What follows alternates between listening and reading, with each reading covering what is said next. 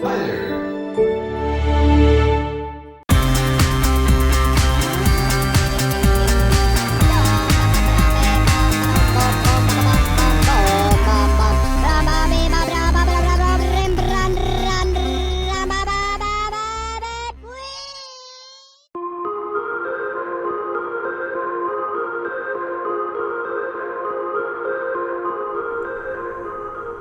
Hello everyone, welcome to another Flying Frog video. Today we've got the Carenado Mooney M20R Ovation. Now I picked this one up from the Microsoft Marketplace for $44.95 Australian, which is approximately 32 US and around about 30 Euro. So what we'll do is we'll get in and we'll have a look and see if this bird is actually worth the $44.95. The Mooney Ovation was R, that's this designation for this particular model, was built between 1994 to 2001 and 266 units were produced. Now she does run a 6-cylinder naturally aspirated engine, but let's just see what the work Carenado have done. Now the graphics themselves look really good. I like this color scheme. It's quite a contrasting one actually. I like the red with the silver color. Now let's just get in a bit closer here. The rivet lines look fantastic, the seam lines look good, and there's no pixelation within the some of these graphics. So yeah, and currently I've got the all the extra add-ons on, so the safety cones, the safety tapes or tags that need to be taken off before we fly, and so on. Now I've got to admit though, this prop does look a little bit on the plastic side, but at least the stickers don't pixelate, so they really do come on well, and the nose cone here looks fantastic as well, which is really good. And while we're here actually, we might as well just get down here and have a look at this front wheel like I usually do, and have a look underneath. The modelling looks really good. Maybe the centre of this wheel looks maybe a little dated, more like something from FSX, which, yeah, you know, parts of this aircraft I think is starting to show its age, particularly with our 4K screens. So let's just have a look at the other landing gear while we're here. So a few of the scrapes, dings and so forth. I mean, these welds look like they've cracked, but I would say it's just dirt or whatever that's been modelled on. And have a look up inside. No hydraulic lines, no electrical lines. A little disappointing that they couldn't be bothered to go that far in, particularly for the price of this aircraft.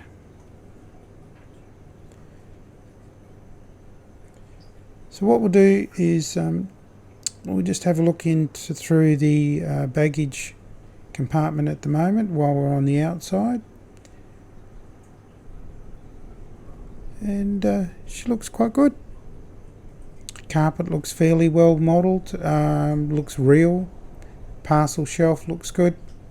So what we'll do is we'll hop inside. Now we will lose this co-pilot, whatever he is. You cannot turn him off if you have all the extras like your safety cones, wheel chocks and things like that.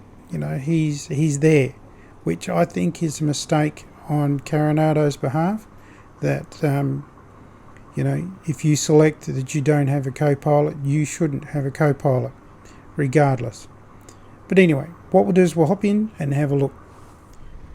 Now we'll start off with the dash. The dash looks good. The top here the vinyl looks well modelled, or implemented. The whole dash with the dials all look clean, clear, crisp, and actually suit the aircraft or what they're trying to portray fairly well. So, which I'm really happy about that. Now, with the usual standard of fixtures we have here, we've got a flip down windshield, which is quite good. We've got that one there. We've got an opening air vent, like we're going to feel that. The door does close, which I will close a little bit later on. Now down here we do have our tablet. Now on the tablet, and this is what I mean, our static elements. Now, as you can see, I have the co-pilot. Right, I cannot, oh, that's the door, sorry. Let's open that back up again because I want to close that later. Go away. Right, now, co-pilot. Let's click on the right button. See what I mean? With the static, you cannot select off. You're stuck with the co-pilot sitting in your seat. I'm a little bit miffed at that, for doing this as a review. And, if you want to do some role play walking up, and you don't want a co-pilot, why do you want him in your aircraft? So, if we untick the static elements, you can then untick your co-pilot. So that's a what the.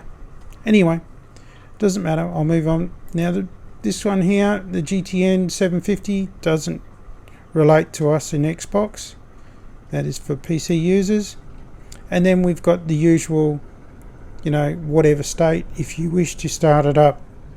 And that's it. We don't have any checklist on this one, which I think is a bit disappointing. Particularly, there are others at a slightly cheaper price that does have the checklist actually in the tablet. So I think that they've missed a little bit there.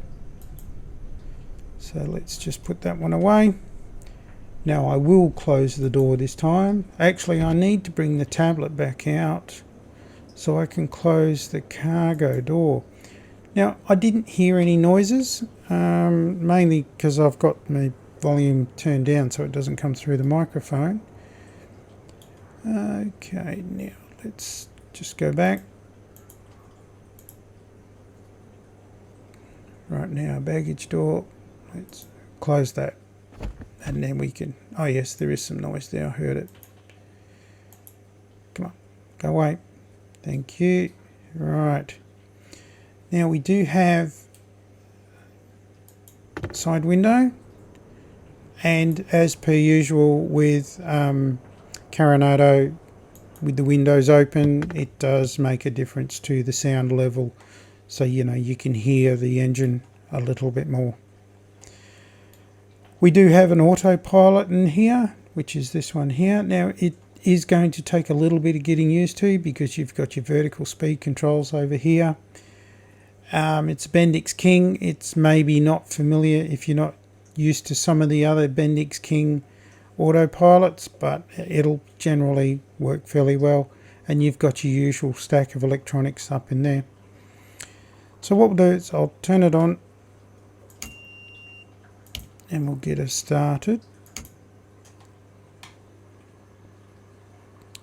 Now what I will do is I will actually give you, before we get going and get started, a nighttime view.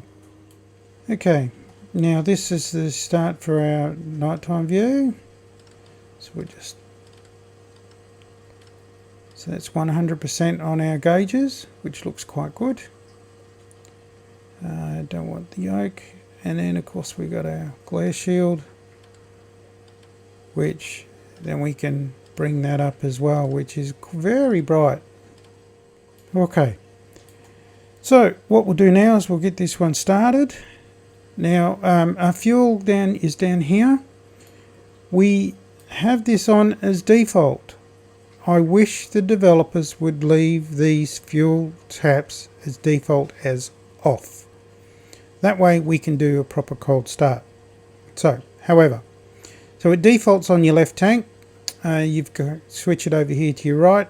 So when you fly along, just remember to switch over to your tanks so you keep a balance between the left tank and the right tank. And also too, so you don't run out of fuel on one or the other. Now we have, we won't worry about pitot heat at this point in time. Do a fuel pump.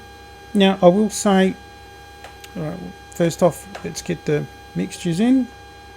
Now I have noticed with this one that if you leave your prop in 0 pitch and start the motor, the revs drop that low that the motor just stalls. So what we do is we just keep full pitch into it. Now our magneto switches are here, so we can just turn those on. Now let's open up the window just to let everyone know that we are going to be starting up. Clear prop.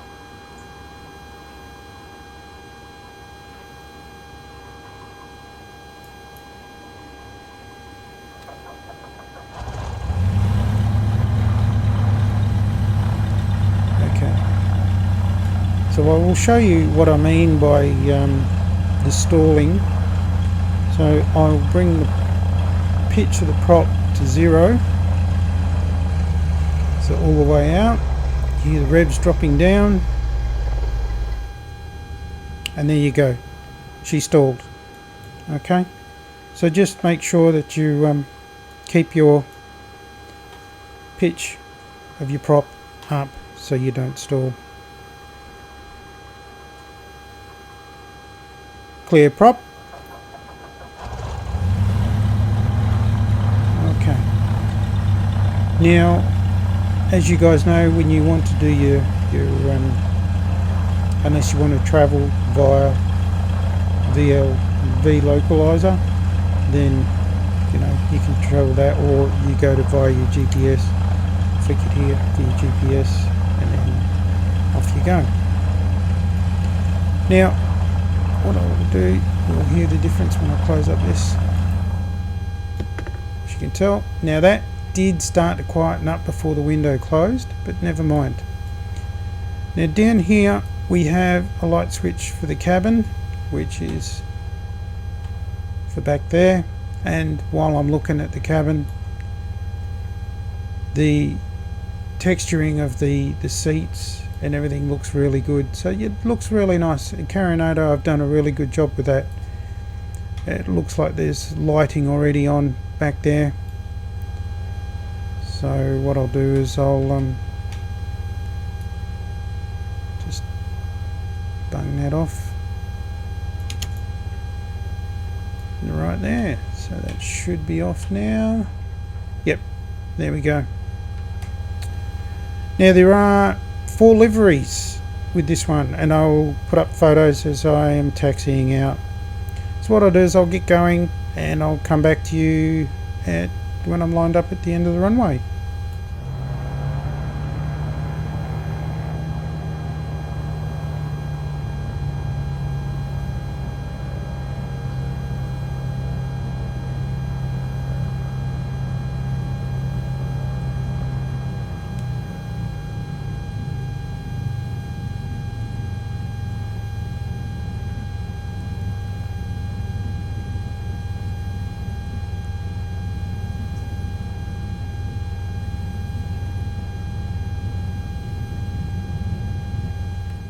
Here we are at the end of the runway.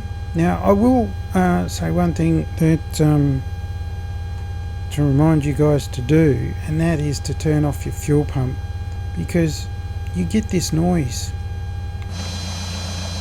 that high-pitched noise. So, and that is your fuel pump up and running. So we just turn that off and she's quiet. It's a bit excessive, I think. I think that's probably a little bit of an error, but anyway. Now we also too have what keeps moving around. We got rudder trim. as well. So that's something that to look for. And also too, which I'll show you, we got speed brakes which are out here on the wing, which come up, which actually surprised me that this one has speed brakes, but we will get to see those ones very shortly. Now I will be taking one step of flaps, which are down now, and I usually set around about 5% trim. So what we'll do is we'll get going and get up into the air.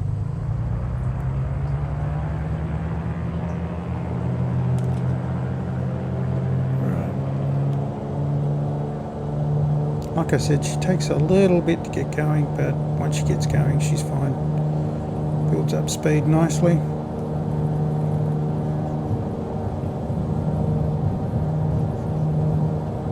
It's a nice sound, fairly quiet here in the cockpit. There we go. We're away.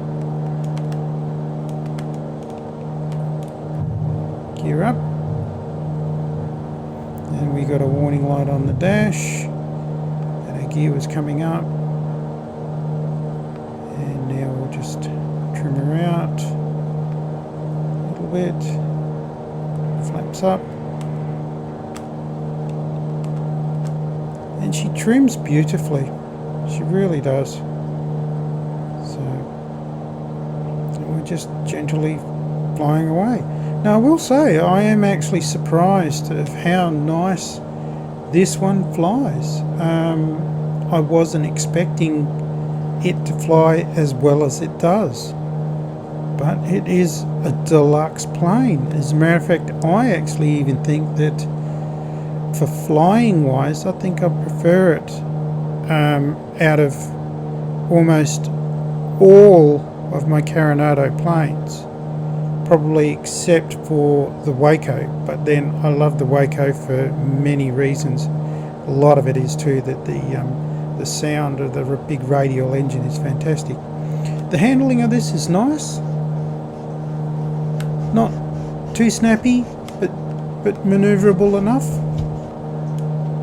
and which is really good. I mean, you know, what else can we really expect? Now what I will do is I will get some level flight happening, and then I'll get out and we can have a look on the outside.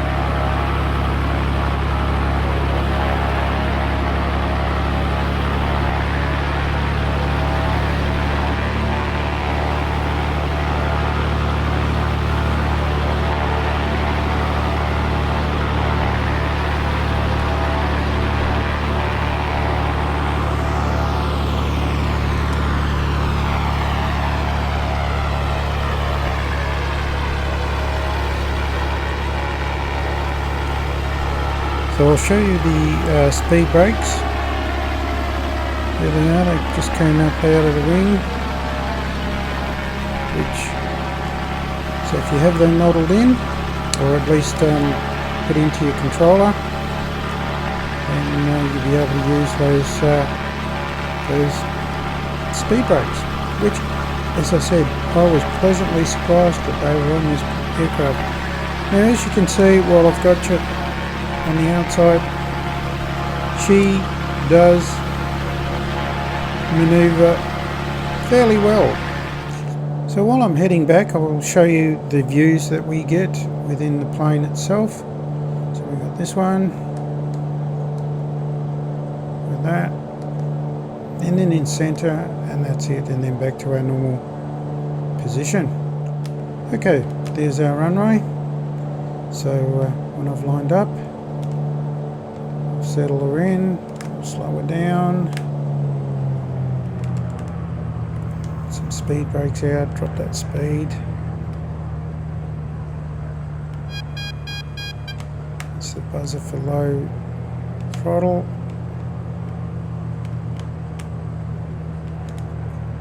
And she doesn't want to slow down quickly. Don't know why, but she definitely doesn't want to slow down. But anyway, landing gear down, flaps.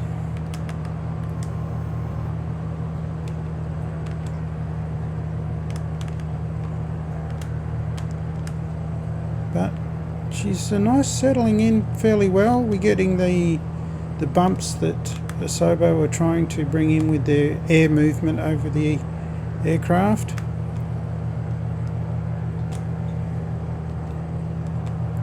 Which is obviously going to make these type of aircraft harder to land, more realistic, which is good. So far so good. She's all coming in nice and stable, as you can see.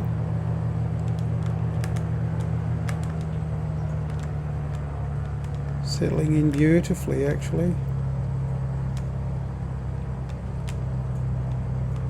And look at the flare. There we go. Down. Beautiful.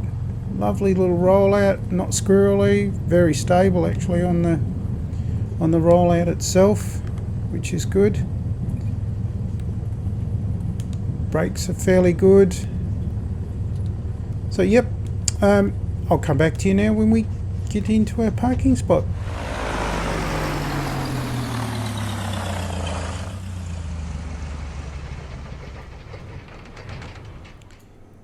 Carenado Mooney M20R Ovation, $44.95 on the Microsoft Marketplace, $32 American or €30. Is it worth that type of money? Barely. I feel that there's just not enough extras in this one, and I can't see where you can put the extras in to warrant the price. However, we Xbox users, because we have to buy from the Microsoft Marketplace, we are going to pay a little bit extra because Microsoft want their cut out of it. So the PC guys, if they buy direct from a third-party developer, they don't pay as much as we do. So which also adds into our thoughts on whether an aircraft is overpriced or not. This one, I feel, is, like I said, is borderline. I feel that it should be around about that 37, 38 Australian dollar mark, where the Cessna 337H was, or is, as of April 2022. Do I regret buying this aircraft? No, not at all. I was pleasantly surprised just on how well this aircraft flew. Will I fly it again? Oh yes, I will. I won't fly it all the time. It's getting close to my top 5. It would really be in a consideration, actually, in my top 5, to be honest with you. I feel as though Carenado have done a good job with the graphics, the modelling, the texturing. It all looks good, mostly. Everything that you see above the wings is good. When you start getting down underneath and having a look in the wheel wells, I feel as though it's been let down a bit. But the inside of the cockpit is excellent. The lighting is excellent. The dials are excellent. So I can't complain there. The sounds are really good. Carenado always do a good sound package, so we cannot complain there. So on the whole, yes, it is a good plane, and yes, I do recommend people purchasing this aircraft if this is the style of aircraft that you are looking for. But on that note, please like, comment, subscribe, and stay safe.